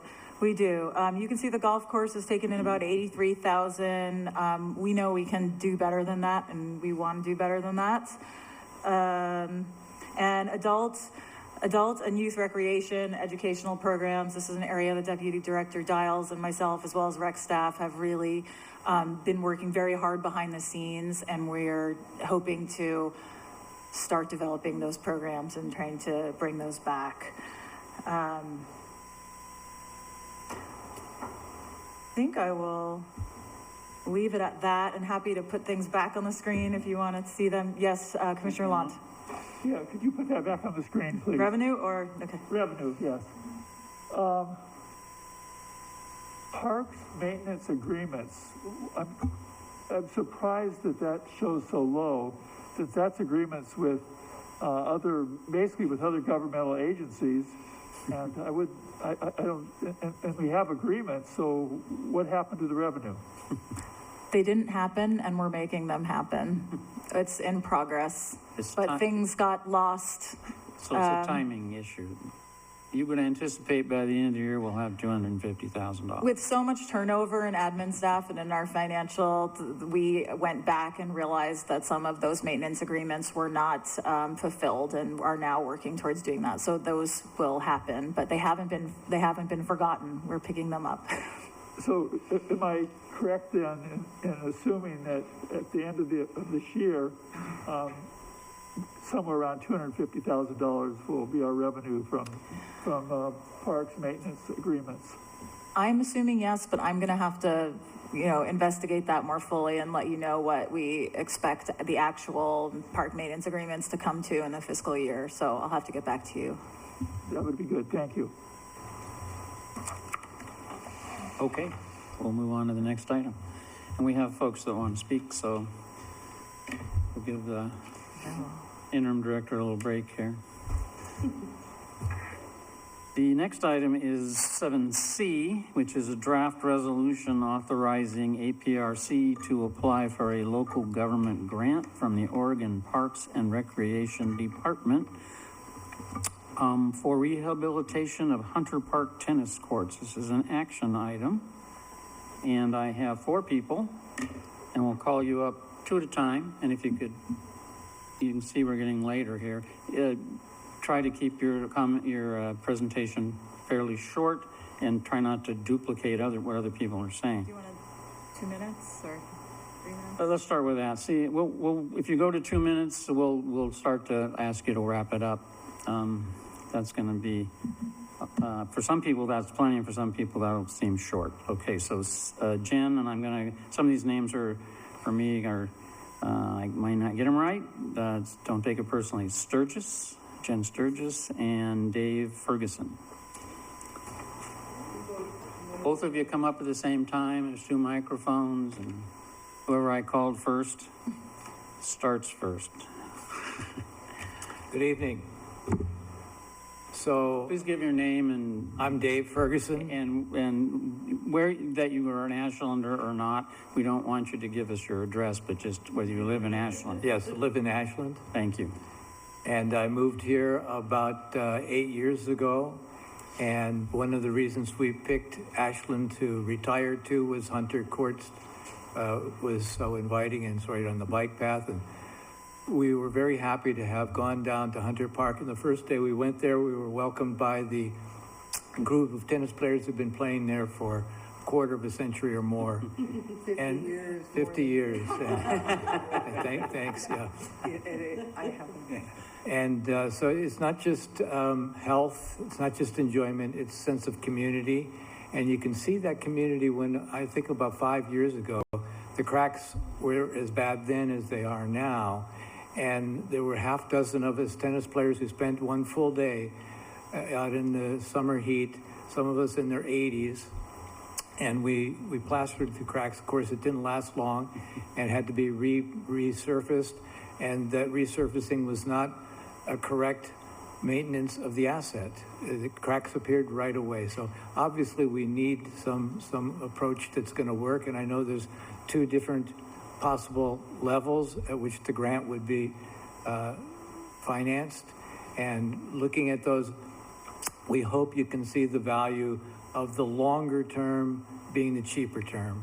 Doing them well will make sure they last for a good long period of time. Thank you for your remarks. So I'm Jen Sturgis, and I've lived in Ashland since 1976, and I've played tennis with this senior group since I've been a senior. I also played for SOU and a few Big Al tournaments way back when it was a lot bigger. And I agree with everything that he said, and so I am just strongly advocating for the remainder of we tennis players that really a long-term surfacing does occur. Wanting to point out, besides the aesthetics of the game, it's kind of, the courts are so bad that it's an embarrassment, like when tournaments are played here in the Big Al's tournament and then somebody's toe gets caught in a crack like this. Just the other day, for the first time, I happened to see some dandelions coming up. And so, aside from this, Hunter Courts really is all that we have. I've been here so long. I know that the two talent courts just have been closed down forever. Hellman School 2 courts have been closed down. There's now 8 pickleball courts at Lithia Park, which I live next to, that I played on for years. And the SOU courts, I played that year there. Those 6 courts are gone. And then the old courts, people are parking machinery on the old SOU courts. So this is really all we have.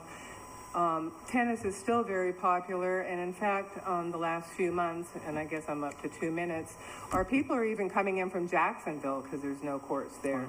They can go to Medford, but some people have been wandering in, and I just happen to know that. So I just think the tournaments and the Jacksonville people can also bring in maybe some revenue for the community, besides us all having the fun that we want to have of those of us that live here. Thank you. Oops, wrong one.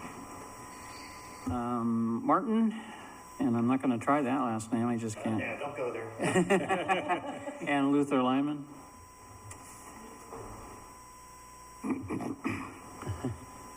I'm Martin Stadmuller, resident here in Ashland for about 12 years or so. And believe it or not, I'm not here to talk about the pump track. So I'm also the coach of the Ashland High School tennis team, the girls tennis team, and right now the boys tennis team as well. As you probably know, the Grizzlies hold all their practices and their home matches at Hunter Park. I'm concerned that over the years, as previous speakers mentioned, we used to have well more than 24 courts in this town. We're down to 7 or 8, depending on your definition of that last court. We're now doing other things. Those courts are getting to the point where they're not just not fun to play on, but they're getting dangerous. And as you guys well know, facilities drive participation. And at a certain point, the courts get so frustrating to play on that people just find something else to do. Tennis is an amazing sport. My mom played till she was 90. Still had no backhand. But studies have shown that they compared there was a study in Copenhagen recently that compared tennis with golf and swimming and running and all these other things. And they found that tennis added 10 years to a person's life, far more than any other sports. There's a lot going on. There's a lot of like mental calculations, move in time and space, the social connections that you don't get in other sports. I raised my kids to play tennis. They got to have a place to play. Right now, we're lucky that we have the tennis club, but that doesn't work for people who can't afford it. And those courts used to be the most beautiful courts in the state of Oregon. And the fact that they're fallen in disrepair the way they are, I just really hope that we can find a way to put the effort in and raise the money to redo those courts properly. Thank you. Thank you.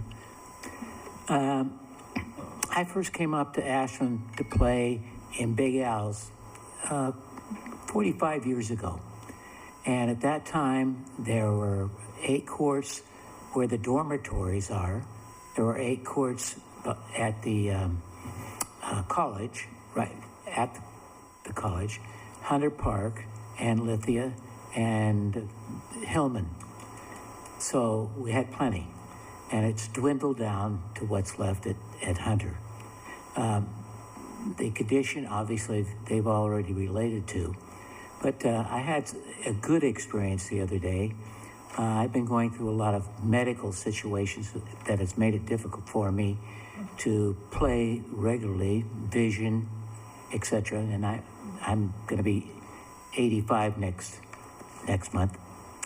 But I got a ball machine, and trying to get them up and down the stairs into the court is difficult. But if I come in the side gate where they would drive a truck in or do repairs, etc., it's easy. Well, they were locked. And I happened to run into one of the employees, and he very generously, he couldn't see why there was a padlock on it. I mean, nobody uses that. And he opened it for me, and it's been great because I can just roll, it's on little wheels, and I can roll it in and set it up and play. And I hope I can get back and play again with the rest of these people. So again, I think as an ex-high school tennis coach in Mount Shasta, I know what it's like when your courts go down. I mean, you're lost, and you start digging around. And I happened to go up and look at the ones in Talent, and they're not even going to try to repair them. They say they're going to go ahead and build new ones. So I don't know.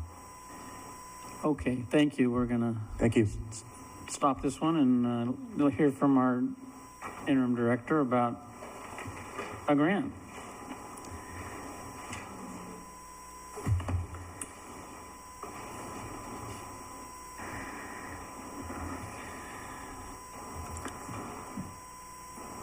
This will not be death by PowerPoint. There's only a couple slides here. Oregon State Parks to the rescue. There is $30 million available for funding this year. Thank you, lottery, those of you that play the lottery, in the local government grant program. That's more than twice that has ever been in this, been awarded in past years. In the wisdom of the city of Ashland, due to our lack of capacity to apply for grants, we now have a grant services consultant on retainer. And so working with, and this is Evans Brooks Associates, EBA, which you might hear me refer to. Working with EBA, our staff kind of talked through the various projects, and we identified the rehabilitation of Hunter tennis courts as a excellent candidate for this grant. We'd like to request the maximum amount for this grant, which is the $1 million grant. it does come with strings attached. It's not just free money. The requirement for a town, municipality of our size is a 40% matching funds required. So you can probably do the math. That's $400,000 required from our budget if we were awarded the $1 million. You heard a lot about the cracks. Here they are. Some of them are, as you can see, unplayable to potentially dangerous is not really an exaggeration. I've had folks go out there and come back and say, wow, you were really right. This is a problem. So I wanted to just make sure you saw that if you haven't been out there. A few months ago, we got these bids from Banyan. I don't know if I'm saying that correctly, but they've done patching jobs and resurfacing, kind of surface work for us in the past. They're one of the more reputable contractors in the area, and they gave us a couple different quotes. One was for an asphalt new construction, and one is for the post-tension concrete. Asphalt is anywhere between $640,000 to $800,000, and the post-tension concrete 1.3 to 1.6. Now, in my discussions with Parks employees, the main difference in prices here is the materials. Asphalt is basically rock and oil. It's going to last 20 years or so. It's about 3 inches thick, and it's a medium-term solution. The post-tension concrete is going to be thick reinforced concrete with a cabling system, so it'll be reinforced with steel, and it's more like an 80 to 100 year fix. Our staff is recommending, we'd like to go for the post-tension concrete and ask for that $1 million grant. That is our recommendation for the longevity of the courts. Just for your information, we have undergone multiple repairs in the last decade, 2016, 2019. Every 3 to 4 years, these cracks are coming back and we're having to do fixes in the tens or more of thousands of dollars. And this is, so in order to apply for this grant, a commission-approved resolution must be submitted with the application saying, yes, we will do this project if we are awarded the $1 million.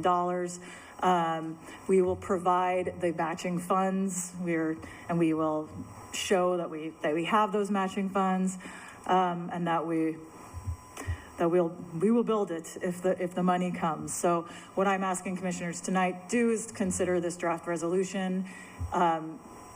It is timely. The application the application is due April 1st.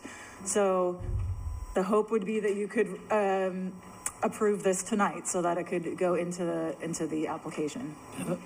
Excuse me, does this have to also be approved by the council? No. Okay, good. One moment, in terms of the matching funds. So staff has reached out extensively to the tennis community, and we've received, as you probably can see here tonight, a lot of enthusiasm and a real willingness in the tennis community and Ashland Tennis and Fitness Club to raise significant funds to have some skin in the game and to defray the costs of those matching funds. So that's something that the tennis community is really excited about. As a matter of fact, the same is true of the next item that we'll be talking about. But I wanted to make that clear that the community is really committed to this and they are invested in a fundraising effort that will help defray those costs. Okay, and it's your opinion that we can, between that and perhaps a reallocation of CIP funds, that we can meet the match? Yes, that would be up to the commissioners. It would require some reallocation of CIP to cover the rest of those matching funds. Okay, so, and we're not, also I just want to clarify, we're not making a recommendation, or we're not voting on which of the two options we're going to eventually adopt. This is just about resolution. Thank you for asking. These two projects are not in competition. Working with EBA, with the amount of funding available and the fact that Ashland has not received... Let me interrupt. I meant on this particular grant. Oh. There were two Understood, I options understand. and you were recommending as staff, we do the longer term one. We're not voting on that tonight. Well, you can request less money if you really wanted to go the asphalt route. We could change the amount of the request for the grant. That would be a lower request of the grant, and in our application, we would apply for less money. Staff is recommending the post-tension concrete, but if that is something that commissioners... That's a big clarification, and we'll talk about that when we have a motion and we deliberate. So any other general questions for our interim director before we get down to deliberating? Commissioner Lott. Yeah, just again, want to make sure I understand this. You're saying that in the grant, you have to say what kind of surface, so my point is, we don't really know what you displayed said that caution, this, due to market conditions, that those numbers could change. So those numbers we have aren't for sure numbers, and it might change things if it turned out that both those numbers were 20 or 30% low. Let's just say that. So my point is, until we actually get bids, we don't know how much it's going to cost. So is it possible to just go for the grant? And if we have enough to pay for the more expensive, we would do that. And if we don't have enough, then we can still spend the money that we're granted, but we don't at this point. We don't know what it's going to cost. So my question is, do we have to say one or the other as part of this grant application? It depends on how much money we're going to request, because we are submitting a budget. So it's yes, it's tentative. You can see there's a wide range for both of those projects. But if we're requesting $1 million with the $400,000 match, then we are, in essence, aiming for the post-tension concrete. We could, if we were presenting that asphalt budget, we would look more at asking for $600K and a matching 40% match. So I don't think anything precludes us from doing what is within our budget. I was looking to see if they specifically calls out the post-tension concrete in the resolution, and it does not. So I don't think that limits us from doing what we have the budget to achieve. Thank you.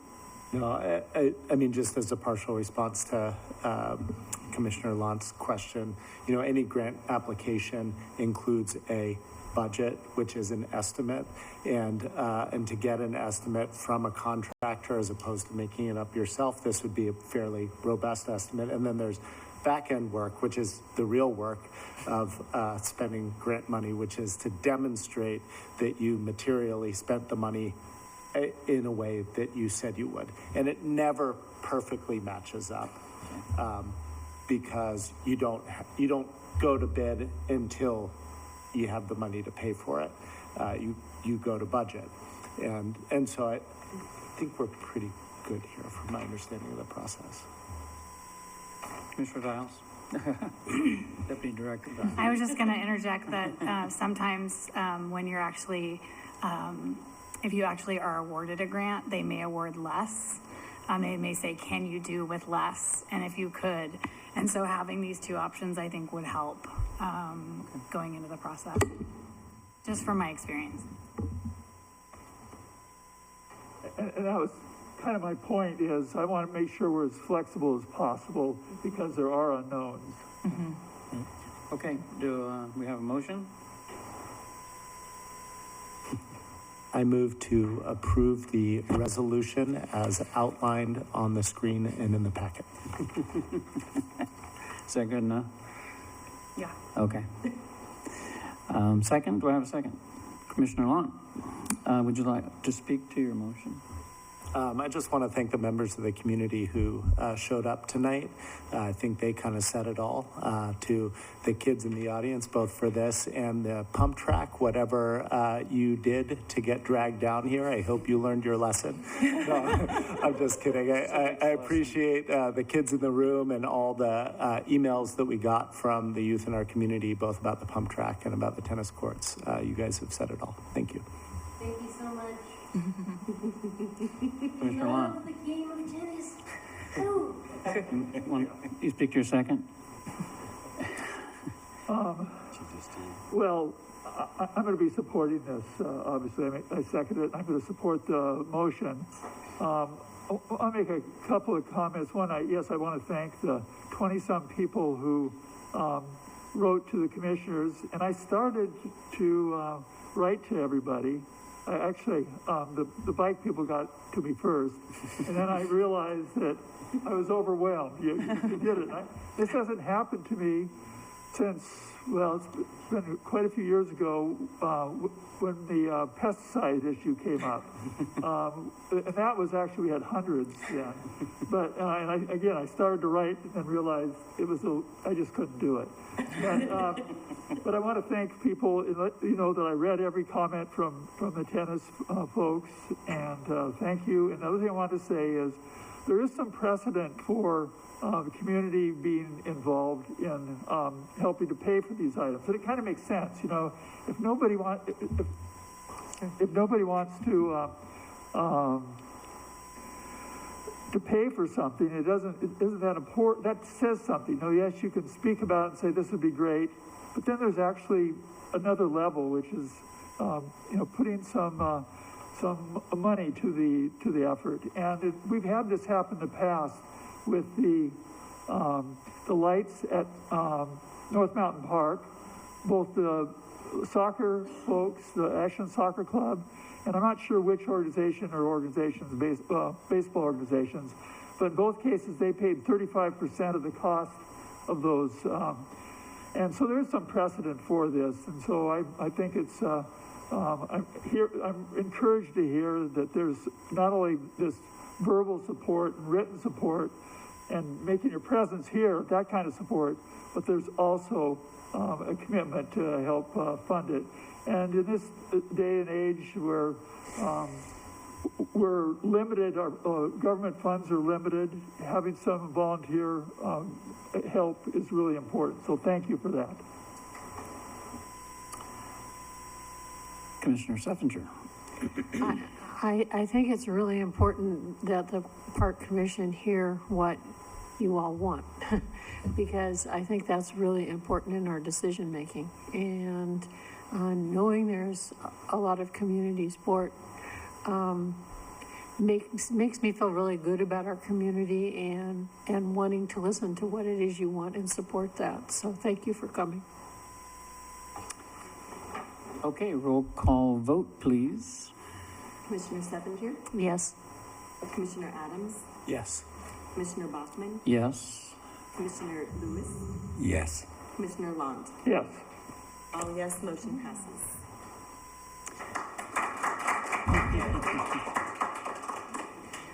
One other comment.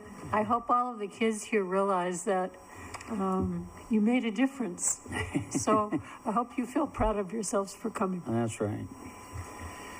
And to the final order of business tonight, a draft resolution authorizing APRC to apply for a local government grant from the OPRD for development of the East Main Park Pump Track and Skills Park action item. Mouthful.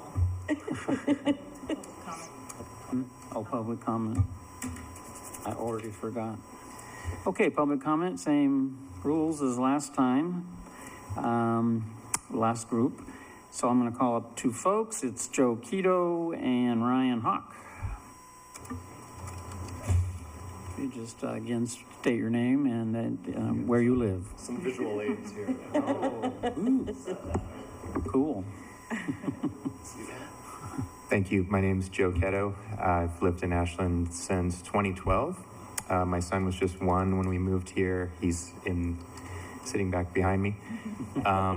We're a family of avid cyclists. He's tried other sports and found that cycling is the one that he has really taken to.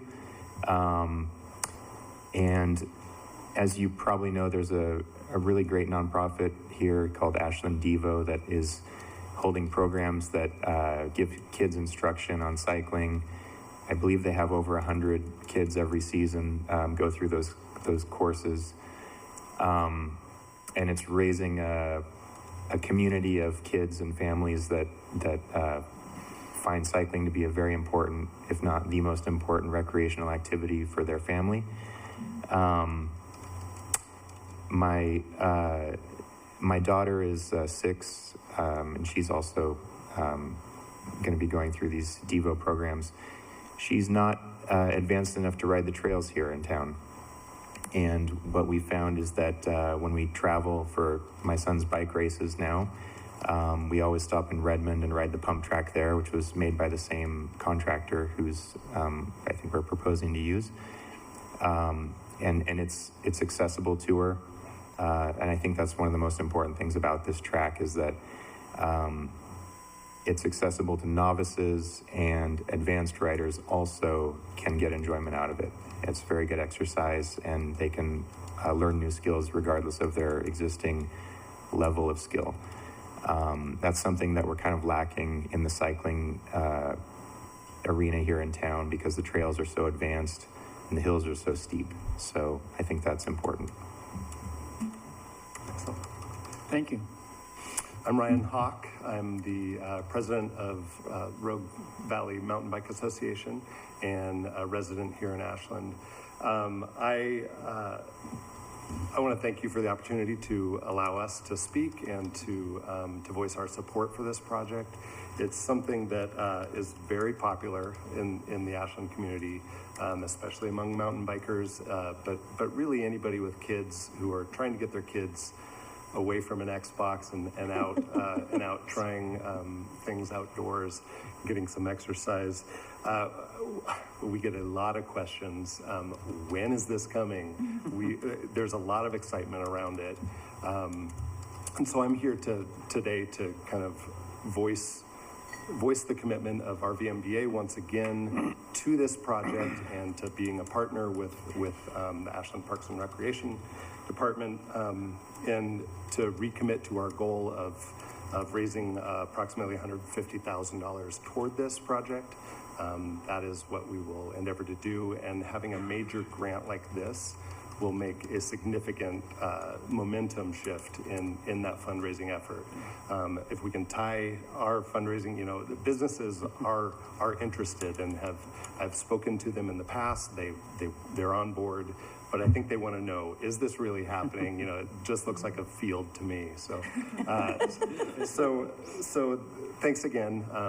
And I don't know if there are any questions that we can help answer, but.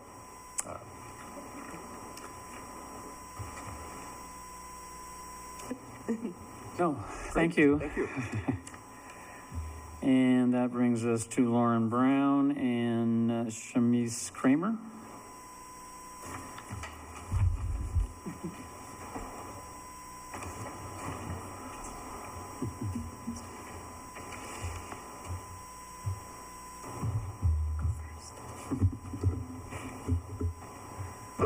What up, commissioners? My name is Lauren Brown, and I am a Devo rider. Today was a beautiful day, but you know what would have made it even more beautiful? Hitting a pump track with my bros after school. Having a space that encourages kids to get outside and build skills is crucial. Mountain biking is a huge part of this community, and I think a pump track could give us a chance to ride our bikes when the trails are in bad condition or closed like last spring. Also, it would be a great after-school activity for kids like me who don't play any traditional sports. A legit pump track would not only benefit local riders, but would also draw in tourists as well. Having more options for getting outside is better than not having options, right? Boredom and lack of options could lead us kids down a dark path of doing graffiti, smoking cigarettes, or toilet papering houses. Is that what we want for us kids? That's not exactly something that I would want for my future. And that's why I think we should build this pump track. Thank you. And it was well done. I don't know if I can top that. So I do have something I'm reading. I'm here as both a parent of a Devo writer and also as a member of the board. I have lived in Ashland on and off since I was 13, so 4 decades. I was very late to coming into mountain biking and cycling in general as an adult, but it's important. Participation in the Devo program for the last 5 years has been instrumental to my son, not only growing his biking skills, but also to learning valuable things like fostering a growth mindset, community involvement, the camaraderie that comes with spending time outdoors with friends, and patience, both with ourselves and with others. We've seen the value of getting kids on bikes, not just in our child, but those he rides with, both locally and across the state. If COVID's taught us anything as parents, it's the importance of kids being outdoors, not just for their physical health, but their mental health as well. We are facing a growing national mental health crisis in our kids, especially in our teenagers, middle schoolers. We are facing fewer opportunities in some places for them to be outdoors, but the more opportunities they have to be outside with friends, connecting with each other, nature, and themselves, the better. A new study looked at the effects of a 6 to 8 week cycling class that taught bike skills like those that you would see at the pump track and the skills park in schools across the country, and the results were clear. The benefits of riding a bike extend beyond the health benefits that are physically visible. Cycling engages other parts of brain function, including sensory perception, and because it's often done with someone else, it's also enhancing the positive effects of being in the community of their peers and not toilet papering houses. Here in Ashland, there are certainly trails and outdoor opportunities in the watershed, but what we are lacking are safe places to learn those bike skills so that kids can get into the watershed safely and responsibly. Skills Park would provide a place to safely build self-confidence and camaraderie, create a sense of belonging and ownership for our local kids looking for a safe place to recreate and spend time outdoors, and would meet the growing demand for a place to grow the skills needed to safely and responsibly ride in the watershed. Ashland Devo serves more than 100 Valley youth each semester, teaching skills, trail etiquette, and the importance of volunteering in their communities. The 6th to 12th grade team provides more than 200 hours annually of community service, helping to maintain the local trails, including those on city land, and they plan to dedicate volunteer time to maintain the trails or the track in the future. Ashland Devo supports our VMBA, Ashland Parks and Recreation, and the community in pursuing completion of this project. Thank you. Thank you.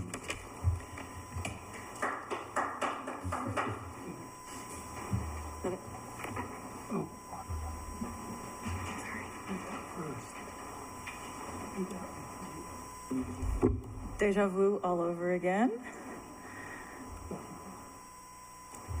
Okay.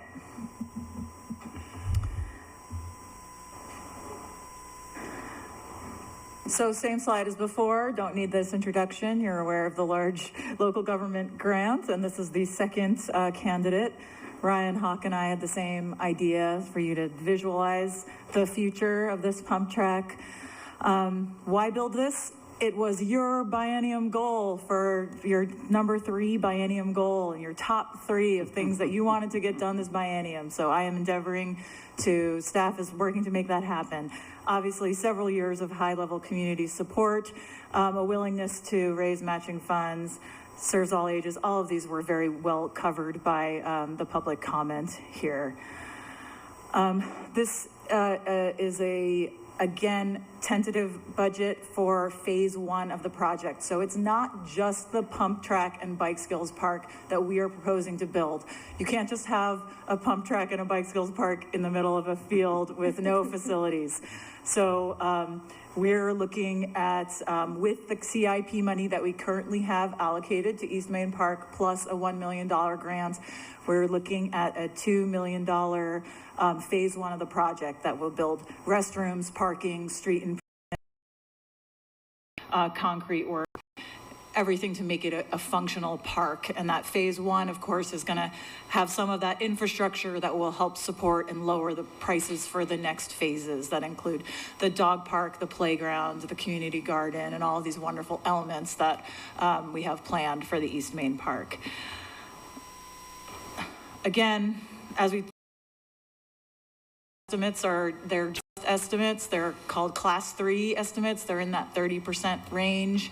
But this is sort of what we've got from terrain landscape architecture, as well as working with EBA.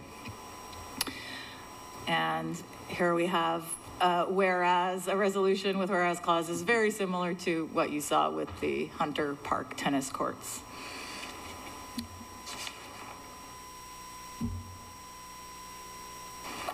Which is in the packet. Correct. The text is exactly as what's in the packet. Right. And I don't think I need to read it. There's nothing controversial about the resolution itself. So do you need general questions? No, but this is what I'm asking. Any general questions for our interim director before we can go into deliberation? I move to adopt the resolution authorizing APRC to apply for a local government grant from the Oregon Parks and Recreation Department for development of the East Main Park, Pump Track, Skills Park, and delegating authority to the APRC director to sign the application. And I think I want to add something to that. It's the development of the East Main Park, Pump Track, Skills Park, and associated park elements. And delegating authority to the APRC director to sign the application. So I amended my own motion. Just edited it well before you finished it. That's all right. A second. Thank you. Did you get the what he changed? I did. Okay. Thank you. Speak to it. Well, it's sort of the same conversation. I'll try to keep it brief since you already, people at least in the room and on TV already heard this. And that is that I read all of the over 4 dozen comments, and I really want to thank everybody for taking the time to inform us. As Commissioner Steffinger said, it really is, it's great to know that people are paying attention and care. And I also want to acknowledge the Rogue Valley Mountain Bike Association for stepping to the plate and offering, or committing, really, pledging a substantial amount of money to help this, move this project forward. And my guess is we're going to need that. Again, thank you to staff for putting together this resolution, for all the community members who pushed this forward. And I'm going to wholeheartedly, I support this resolution. Mr. Adams. I don't have much to add. Again, thank you to the people who made the public comments tonight. They were legit. And I think you guys kind of said it all. I can't wait to see this pump track. I can't wait to ride it. I can't wait to see toddlers on little tiny Strider bikes rolling through this thing. If you haven't seen it before, it's a sight to behold. Thanks for everybody who came tonight. I'm really excited about this. Commissioner Steffinger. I'm excited to see all the young people here. It's great. It's been a while, actually. This has been something that the Park Commission has wanted for a while. So I think it's a great step to try to make this into a reality for everyone. I think what's really important also is learning the skills will help prevent accidents, and it will also help people know how to interact with other people on the trail and show good citizenship. So I really support this, and thank you all for being here.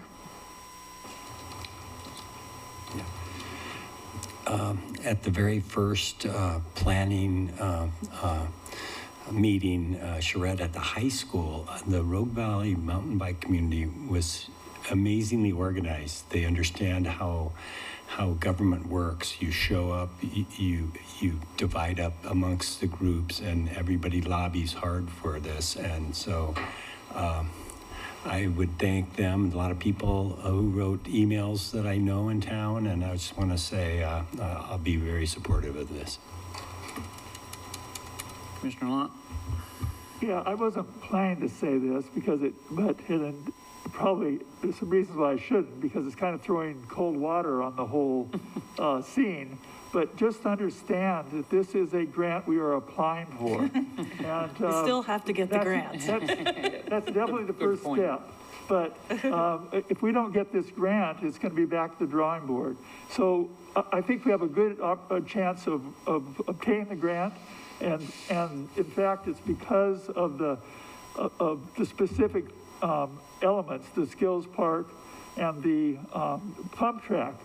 And I want to say, and what that did is it kind of changed potentially changed the phasing, because I think the phasing would have included the dog park first and the playground first, but things change. And here we have an opportunity for a grant. We're taking it. We still are going to get those other elements there, but they're the ones who are going to have to wait. And it's just the way the cookie crumbles, what's available for grants. And but it is a grant that we're going to have to hope that we get. Okay, roll call vote, please. Commissioner Bachmann? Yes. Commissioner Lewis? Yes. Commissioner Lant? Yes. Commissioner Sevinger? Yes. Commissioner Adams? Yes. All yes, motion passes.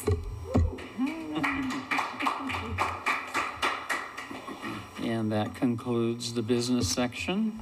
Any items from commissioners tonight? Before we go to meeting dates or staff? I don't see, yes? I just have one really brief, because I know we're over time. I would love to see Lithia Park master plan somewhere in a study session on our calendar.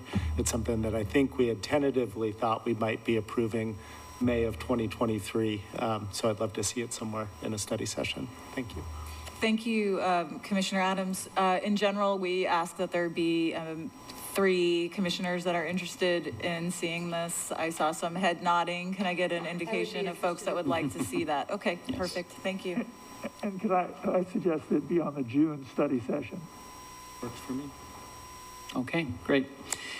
Upcoming meeting dates. There will be a Recreation Division Advisory Committee on March 21st in person at the Lithia Cabin beginning at 4 p.m. A joint study session with City Ashland Council April 1st in person in council chambers at 5:30. Have they posted an agenda for that yet? Nope. Okay. I won't speculate on what that'll look like.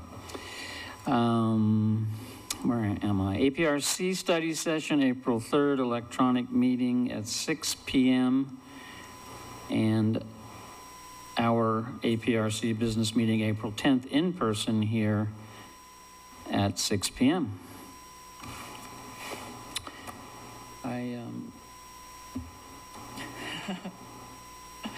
I'm ready to adjourn the meeting without objection. No objection. Go for it. Meeting adjourned.